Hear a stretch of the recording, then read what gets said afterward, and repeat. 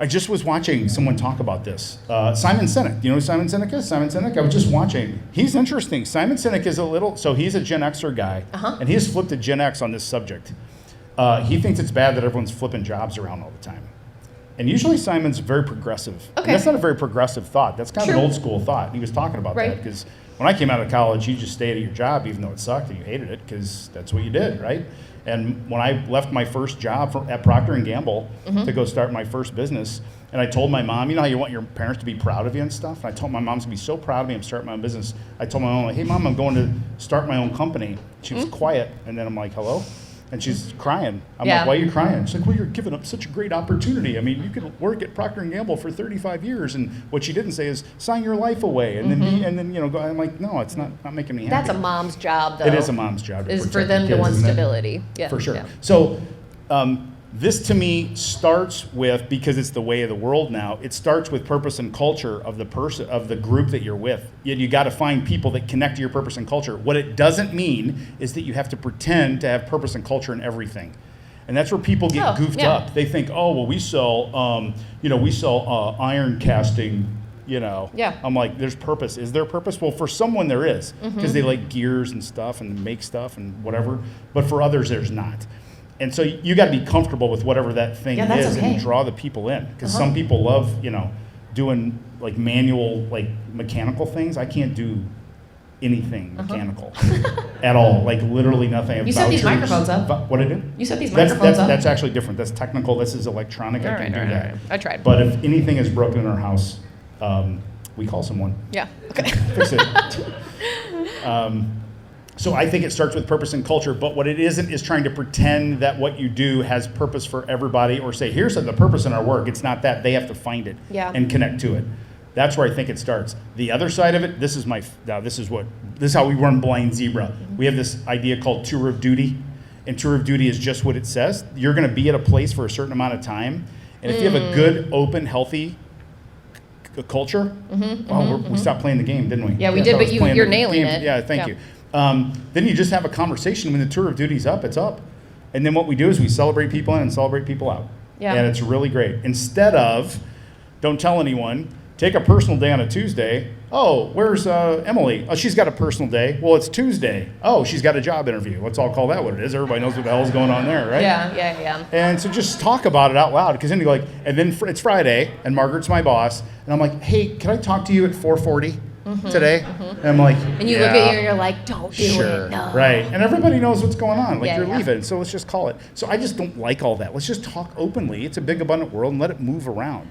So what it does, so this is the answer to the question is, how do I attract it and retain it? Part of it is letting it loose, is letting it flow in and out and being okay with that. Yeah, that's good. Because I think we get real desperate and needy with talent, just like we do with deals sometimes. Yeah. So that's my answer to that. I've got one when it comes to keeping, and I would say bringing those people into conversations that might not actually have a lot to do with them. Because I don't know about you, but like our top salespeople, they're great salespeople because they care so much about everything having to do with the company. And they've got opinions about everything. Yeah, right. And like, I'm not really a big believer in staying in your lane. And some people might not like that. It's because like, I'm like, I care about everything going on. Now, can I control all of it? No. Like, I've got to focus on the things that I can control. Yes. But I think great ideas come from everywhere.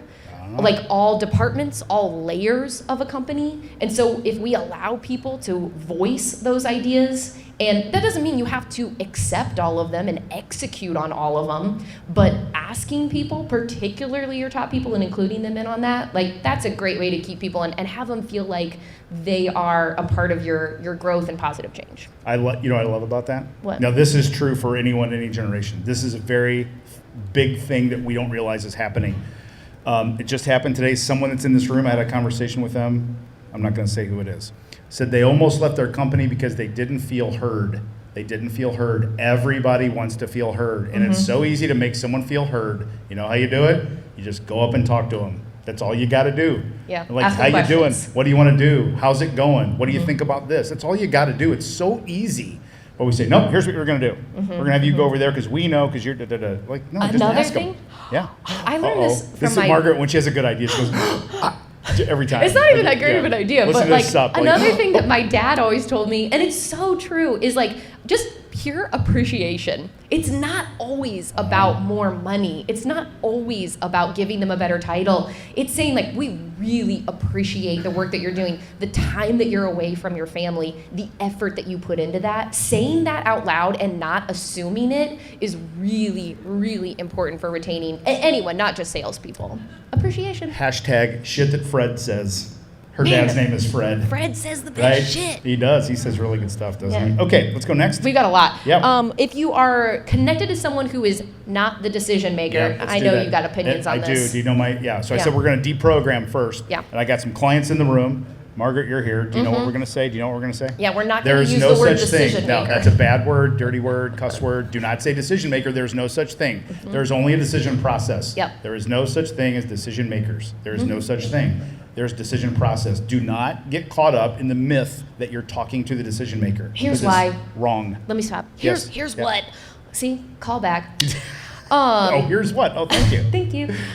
Because there's other people that are a part of this who are influencers, Yep. who might be your power users, who are people that are like those culture people. Like, I don't know about you, but I've got a couple people at the company that if they tack on to something, they are an evangelist for it, and they will come over to your desk and like, have you started using this yet? They will. Have you moved over to this yet? And you're like, God damn, get out of my face. But they will keep on it because they're like, Aggressive. it's so much better. You have to do it. Yes, You want have those to. people on your team, and they are Yes. part of the decision process. Yes, so there's no such thing as a decision maker. Just do not say that. And every time someone says it around you, just go flip the process. Every time. The people are in the process. I promise this will save you a ton and ton of angst.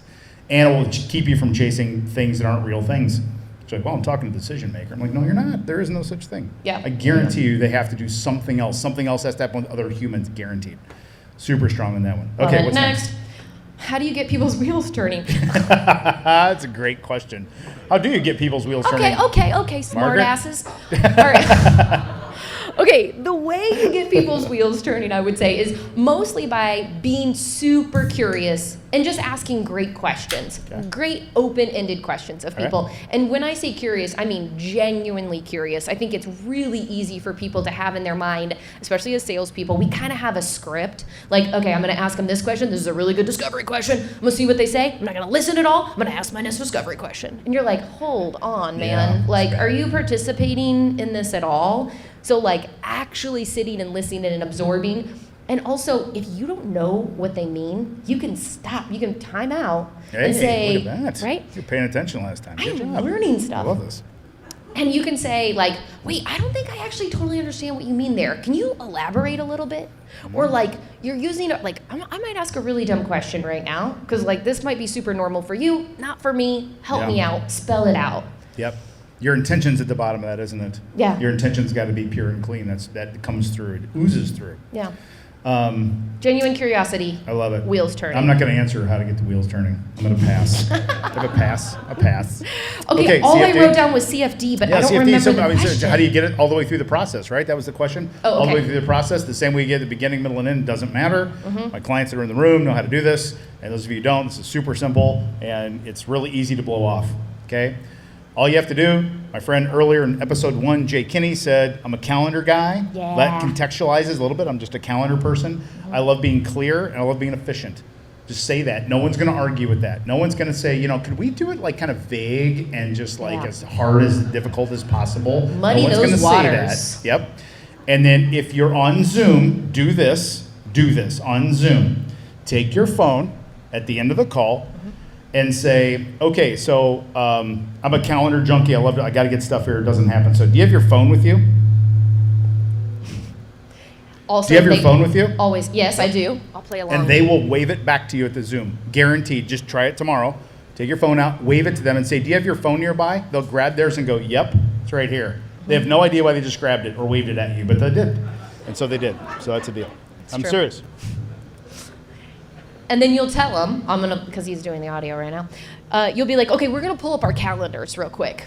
And we're going to pick a date for our next conversation. And by the way, when you do this is very important for clear Yeah. future dates.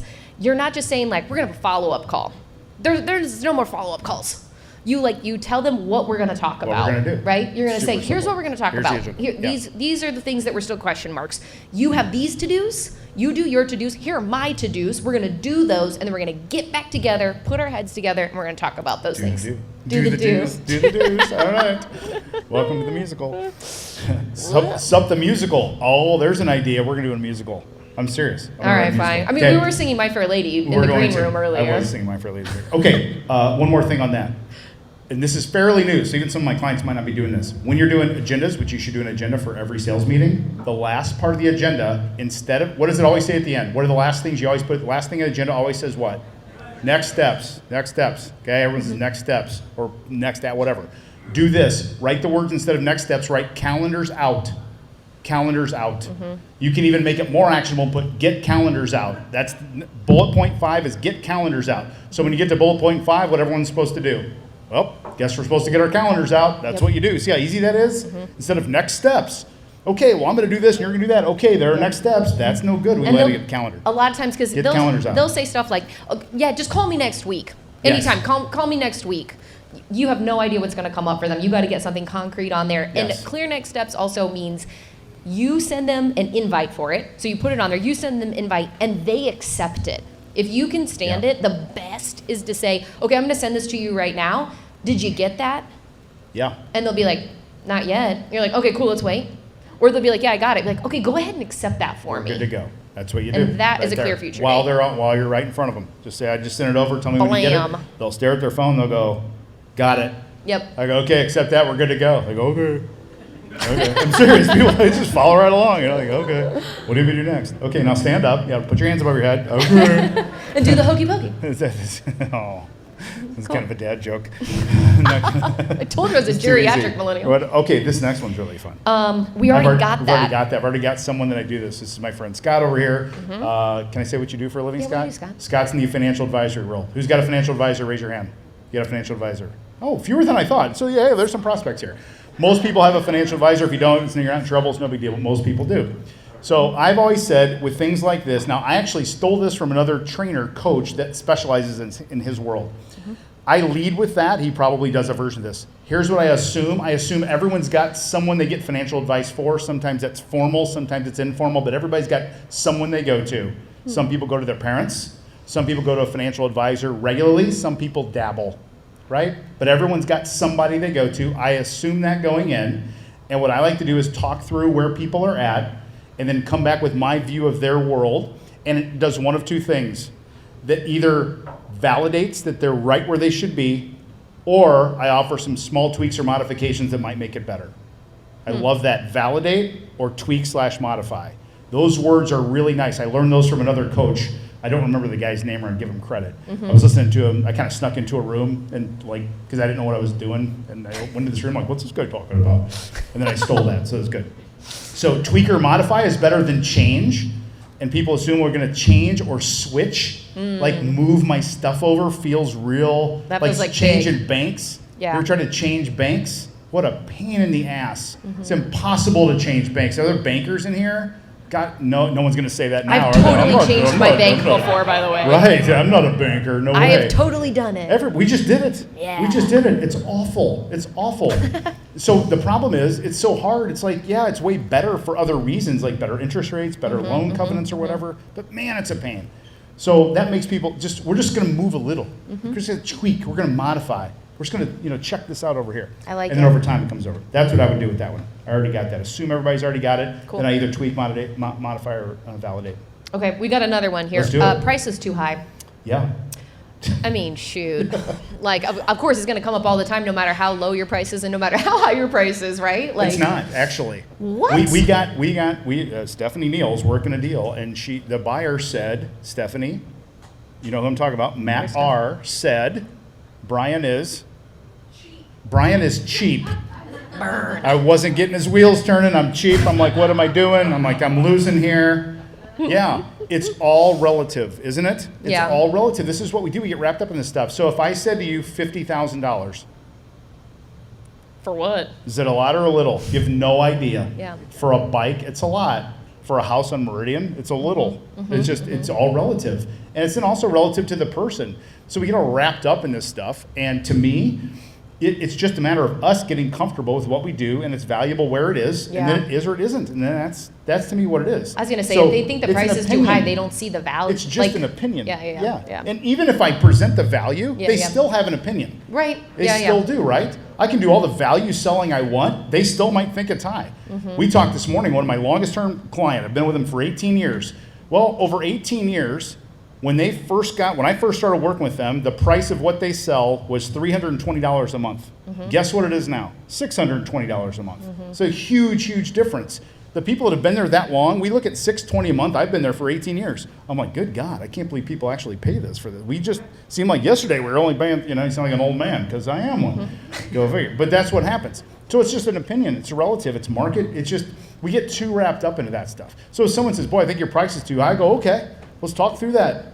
Let's just hear your side, I'll say my side, and we'll just see where we land. That's all it is. Yeah. Don't go in the mode of proving that it's worth it. That's not the way to do this, in my opinion. Okay. Like, let me tell you why it's great and wonderful. Just talk through the thing, discuss the economics. The other thing is, sometimes when you work through the economics and you're the seller, you should go, this is not a good deal for you. This is not a good deal. It doesn't make any sense for you to spend this money with us. Yeah. I had one of those. This guy called me up and was like, hey, I got a friend. He's building a company. It's him. He's the founder. He's got one salesperson. Their revenues are really, really, really small. Would you do coaching for him? I'm like, no. Yeah. He should not spend money with us. He should listen to our podcast. I swear to God, I said that. Did you? I did. I said, Let's go. listen to our podcast because it's free. Get some revenue up. Get that person grounded, and then call. That's down great the road. intention. It's just the truth. Yeah, those are good intentions on your part. The person should spend no money with us. Yeah. Cool. Good. I think we've got one last one, let's do actually. it. Oh, no, I think we got two. Oh, yeah, One yeah. is rising costs. Okay. And the other one is for other people who want to do a podcast and creating a brand that is independent Let's do of that one their. last. Okay, yeah, Let's I do that agree. one last. That's good. That's a good one to end on. Okay. Okay, let's do the rising cost thing. Okay. Who is cost rising for? Everybody. Yeah. In what market? All of them. All of them. Okay. That's the answer. Yeah. It's welcome to the club, man. I mean, really, it's like it's to me, it's like the level setting. It's just what's happening in all worlds, in anything. I just saw this thing about the one of the like major consumer brands. It's like whatever it was. It's like Lunchables are going to go through the roof. Like, oh my God, Lunchables. Oh my God, Halloween Lunchables candy has gone through the roof. Has it Did you really? know this? I don't like Halloween. Someone just we brought talked about this. Oh, I don't like Halloween either. But Oh, what are you I going to thought you do? did. No, it's Didn't we 4th do of this? July. Oh, 4th of July. I like that's 4th of July. right. Yeah. Yeah. No. I don't like fireworks. I love 4th of July. I don't like Ridiculous. fireworks. I don't like Halloween. Fair. It makes no sense to me to like pay money to get scared. Like you go to a haunted house, like, hey, you want to go to a haunted house, spend $50 to have some guy jump out of the bushes and grab you by the neck? I'm like, no, I don't want to do that. That's Oh not my fun. God. No, I'd rather have 2 old fashions, at Ruth's Chris. Yeah, it's me more too. fun for me. That reminds Anyway. me of Logan, who's here. His son just went to a haunted house. His son is, 12 Yeah. years old. bad. And he was like, what the heck? He's going to hate this. Loved it. Yeah. Loved it. So, Yeah.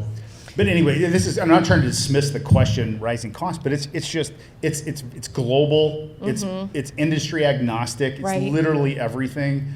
We just bought some airplane tickets for a vacation, and I'm looking at and I fly all the time for football. Yeah. And there's these 2 fees, $1,600 a ticket. I'm like, what in the hell is this? Well, it's a fuel surcharge because the fuel's gone up and they haven't adjusted yet. Now, is Delta making money on that? Probably. Good for them. I'm a capitalist. Good. But you know what? I'm like, all right, that makes sense. It's going up. It is. Yeah, It's kind just of part across it. the board. Yeah. Yep.